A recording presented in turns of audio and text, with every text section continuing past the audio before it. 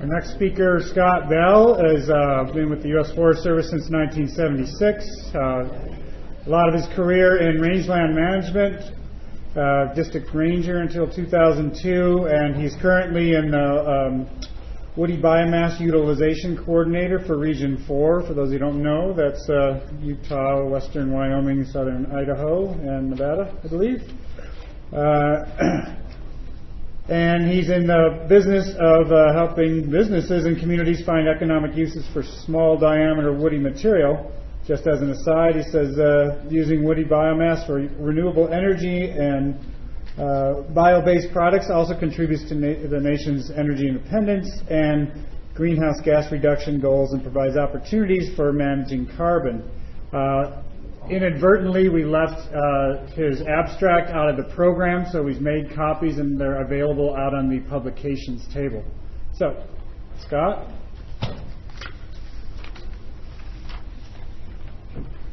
Thank you.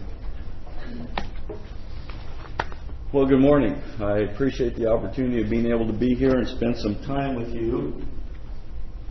As a forest practitioner, having spent most of my career at the district level, I tend to not be quite as data strong as many of the previous speakers have been, and so I'm more of a like to see pretty pictures and have a few handouts type of guy. So we'll be able to talk a little bit about that and be able to show you a few things that is happening with wood utilization, and particularly as it relates to aspen. Historically, of course, aspen has not been a preferred saw log. It is not, the characteristics of it is not a strong structural piece of wood, and so historically it has been a species that we've tried to dispose of other ways and have had to pay people to come and get it or to treat it and remove it. And it hasn't historically paid itself out of the woods. We are beginning to see a few changes in the markets and the demand for aspen, and we'll be talking a little bit about some of those products and hope so that hopefully as we all work to restore our aspen stands, much of which will be through harvesting, we will be able to utilize that material and thus hopefully reduce our costs in doing that treatment work. So what I'm going to be covering in the next few minutes is how much aspen there is, at least being treated, primarily focusing in the Utah area, and what is currently being made from it and who is making it. Here, this past couple of years, we and several other partners have been involved in trying to document the amount of aspen offering and other woods material that is being offered by all land ownerships primarily within the state of Utah. And over the last couple of years, we've conducted 3 coordinated resource offering protocols. And the crop protocol basically is a documentation of what material is being offered by species, by volume, by diameter, and harvest type, location, and a few other parameters. And this is all documented into a report that then can be used by businesses to get a sense of what kind of material is going to be offered over the course of the next 5 years. Therefore, they're able to utilize that information to expand or create new businesses to be able to utilize that material. Like I say, there's been 3 crop analyses that have been completed. The crop number 1 was centered around Manila, Utah, and it was funded by Daggett County with a grant from the State Forestry, Fire, and State Lands. Crop number 2, which was centered around Panguitch in a little oblong shape, gets into northern Arizona as well. That was funded by the Forest Service out of our Washington office. And crop number 3, when we started looking at crop number 1 and 2, we found that a good portion of the forested areas within the state of Utah were covered, and yet there was a few pieces that were not covered. So we were able to pull together some partnerships with the state as well as the Forest Service and with our other main partner, the BLM, and we're able to conduct a 3rd crop which covers basically the rest of the forested areas within the state. Currently, all that information is being compiled into one database and will be here shortly be put on the State Forestry, Fire, and State Lands website, where it can then be used and available in an interactive type of a system to anybody that wants to see that information. And of course, we're hoping that businesses will look at it. So what did we find as we did this? And of course, we not only looked at aspen, but we looked at all species. But this is what the three crops showed us as far as volumes of material that will be offered within the next 5 years. And totally, and we put it into several H classes, but in this summary we've got it down into 3 H classes. Under 7 inches, 7 to 12 inches, and then anything over 12 inches. And as you can see, there's about 36,000 green tons of aspen under 7 inches projected to be offered within the next 5 years across the state. About 41 million board feet in the 7 to 12 inch category, and then about 6 million board feet in the 12 inch category.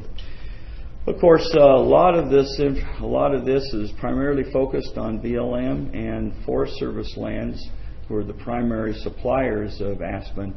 Unfortunately, we do have some information on private lands, but it's not very good, primarily because private landowners don't think that far out. And we got very little information from tribal lands. We did get some information from Department of Transportation as they have go in and do thinning along right-of-ways and such. So we think that this information is primarily fairly conservative. Also, we need to always say that particularly when we get into those projects that are 3, 4, 5 years out, they're also contingent upon budgets and litigation and appeals, which is certainly still a big issue in the state of Utah. So what is the current aspen markets? They're again primarily focused in the state of Utah. We see that some of the traditional type products, such as skids, industrial lumber, mulch, and Excelsior, those markets are fairly stable. However, anything particularly dealing with the housing market right now is suppressed. Certainly, high transportation costs is really difficult in able to move low-value material, which a lot of cases some aspen products are. And the other thing that we're finding as we get into other types of products, that we need sound wood, and many times we see that by the time we get around to treating an aspen stand, it is usually fairly old and there's a lot of rot in it, and when we get into that kind of material, the products that we can make out of it we're limited to. And certainly also with the energy crisis that we have in the United States right now and in the world, and the emphasis on bioenergy and renewable energy type sources, we do have some opportunities that are starting to present themselves in the energy arena. So who are some of the things the people that are making things, and what are they making? First example is a small shop that's in Richfield, Utah. This is an artisan group, and they made predominantly split log frames as well as shelves and then signs. They use the volumes are very small, and this individual likes to actually go up and hand pick the pieces that he uses. This is a market, but it's very small in volume. We're also beginning to see rustic furniture, and this particular business in Salt Lake City, Utah Mountain Furniture, is just beginning a new line of product, furniture product made out of aspen, just over the course of the last several months. Historically, this company has been making furniture out of lodgepole. Again, minimum volumes, but their markets are all across the country. Most of their sales are done on the internet, and then they also use aspen from the Central Utah source. Another business that is just beginning to get into a niche market that we're starting to see some benefit in, and that is in animal bedding. This company has been in existence for quite some time, located in Ogden, and they're a planing mill, and they plane. They'll take rough lumber and plane it for other customers. And historically, they're doing all sorts of other species. They do very little aspen. But they're finding that they have a lot of their waste material is being able to be packaged and marketed as animal bedding. And they're getting into the point where they are actually retrofitting an old planer to do strictly shavings, and they would like to use aspen as a high value animal bedding. And so this is a new market. We're seeing more and more interest in animal bedding, and particularly aspen. Another business that has been in place for quite some time is the Dalton Brothers Trucking Company out of Circleville, Utah. They have a multitude of businesses, including farming, but one of their businesses is also in mulch. And they take material and mix it with animal manure, and then sell it. They haul a long ways away down into the Las Vegas area, as well as other places out of the state. They're actually right now also taking some of their hog fuel all the way up to Rexburg, Idaho. The thing that is really hurting them right now is fuel costs, but they're able to do some of what they do through their hauling business with backhauls, which is becoming to be more and more an important tool for these companies to utilize, and they're utilizing it very well. There are several companies, even in the Las Vegas area, that are taking urban wood waste and being able to haul it all the way to northern Nevada or all the way into southern California, but they're doing it with backhauls. D&K Products out of Penguich, Utah. This is Kevin Franson. He has a mill there and does a lot of log homes, and he does tongue and groove paneling, and he needs aspen. Right now he's not able to fulfill the demand for aspen, primarily for aspen paneling within his log home markets. Another business that's been in place for about 13 years over in Dolores, Colorado. They do tongue and groove paneling, as well as pallets and firewood as a side product. Their primarily market is to log home manufacturers. Satterthwaite in Log Homes in Gunnison is one of their primary buyers of their material. They do about 3 million board feet a year. They're not in a really position to be able to expand much. Right now, their market last year, when housing was good, they couldn't fill the orders. This year, they're having a hard time being able to sell all that they can and would like to. Most of their aspen does come out of Colorado. They do their own logging, and they get most of their product off of Forest Service as well as private land.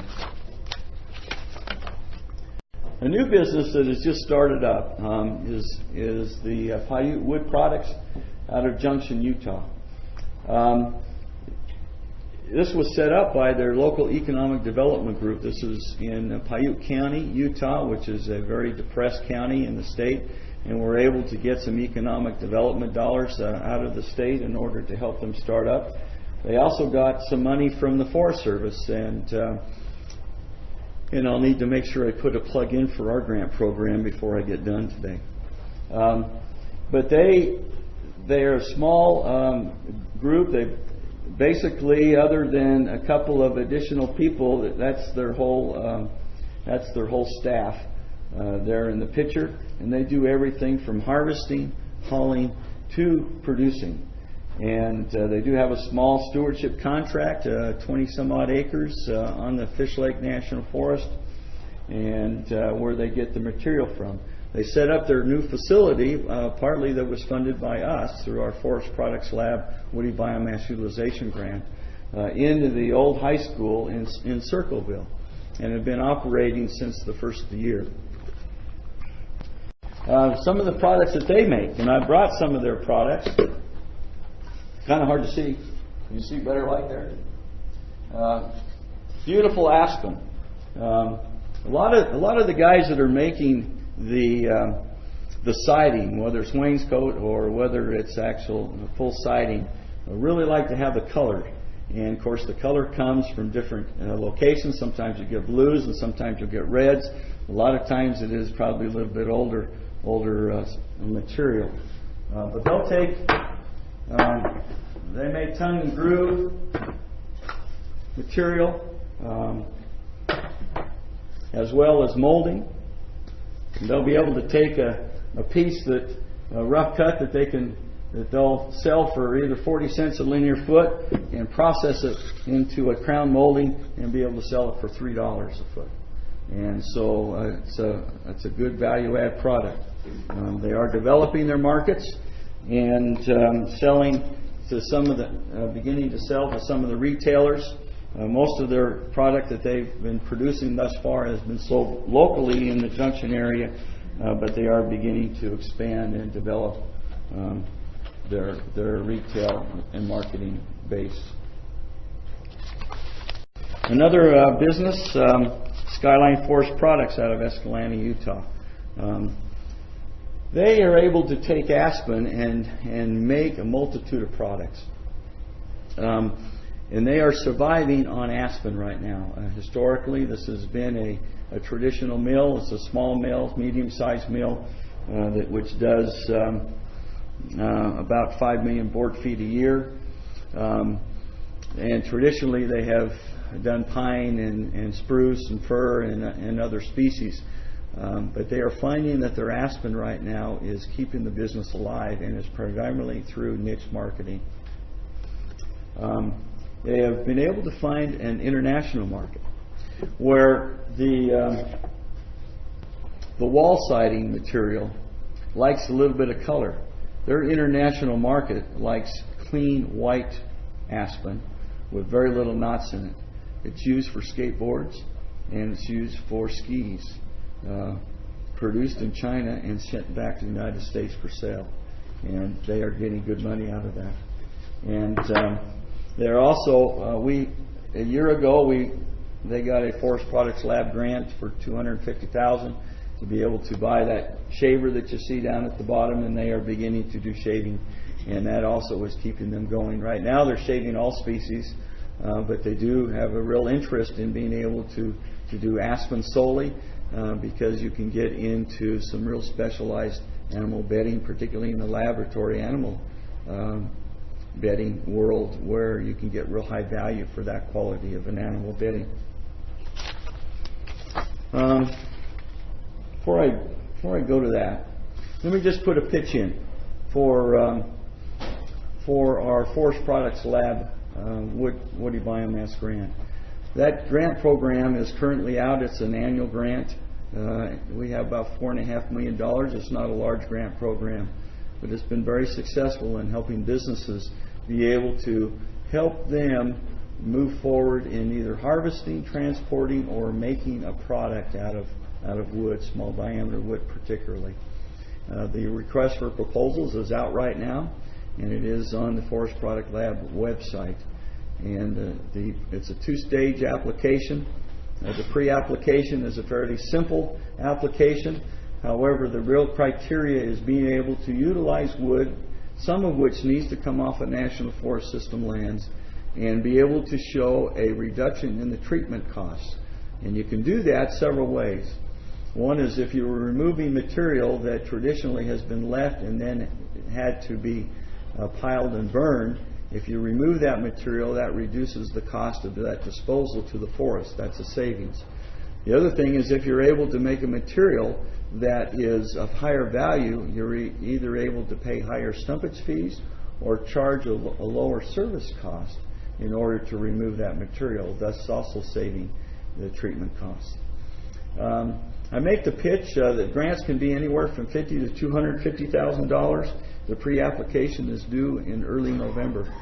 I do make the pitch to you folks that if you know any businesses that are interested that would like to expand and get a little bit of help to do so, have them get a hold of me or through the Forest Products Lab in Madison, Wisconsin, and we can be able to provide them some additional information. Okay, on to energy.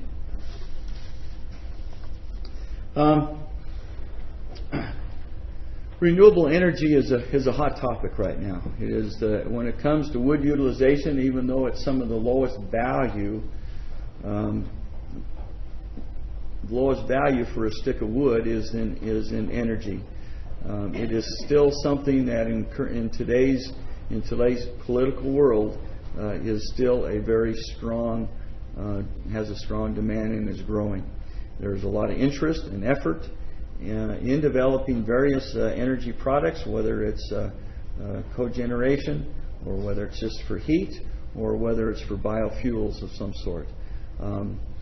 Aspen can play a role. As you'll see from this chart, and this came from our Forest Products Lab grant, that Aspen certainly is, as far as a BTU value, is fairly low compared to other hardwoods and other species. But it still can play an important factor in being able to develop some sort of energy opportunity. In the state of Utah, I know that there is a lot of interest, particularly with some of the, even some of the power companies, to be able to get into renewable energy, and biomass being a part of that.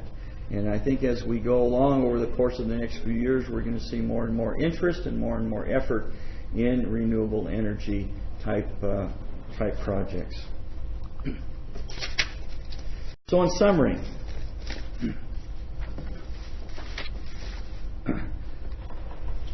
I think as we see from the crop analysis that there is a good amount of aspen that is going to be offered within the state of Utah, northern Arizona, and southwest Wyoming over the course of the next 5 years.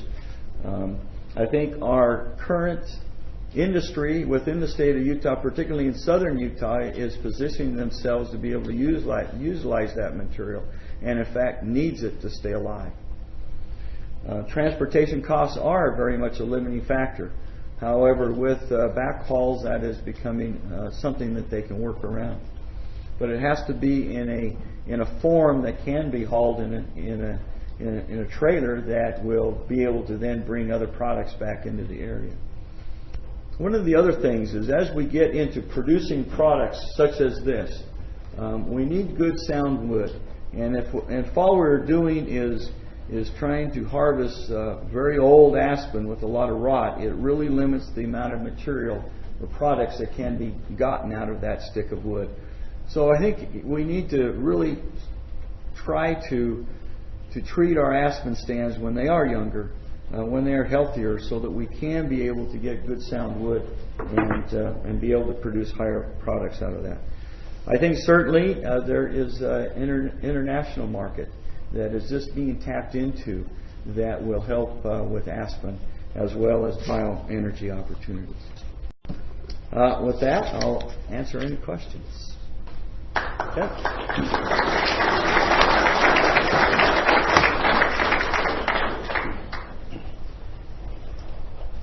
Any questions?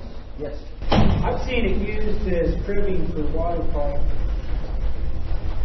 So that's how they stack water pipe and ship it that way. It is used a lot for spacers, for pallets, and for other things like that, which is low value industrial use. Yeah, traditionally it is used that way. Yeah. I'm trying to get a feel for how many acres. When you said it's like 5 million potential for 5 million little feet to be cut, like is that 100 acres? Is that 5,000 acres? I ought to ask some of those that Bob Campbell, if you've got a good figures for that.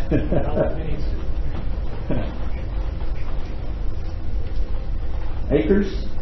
When it gets into million board feet?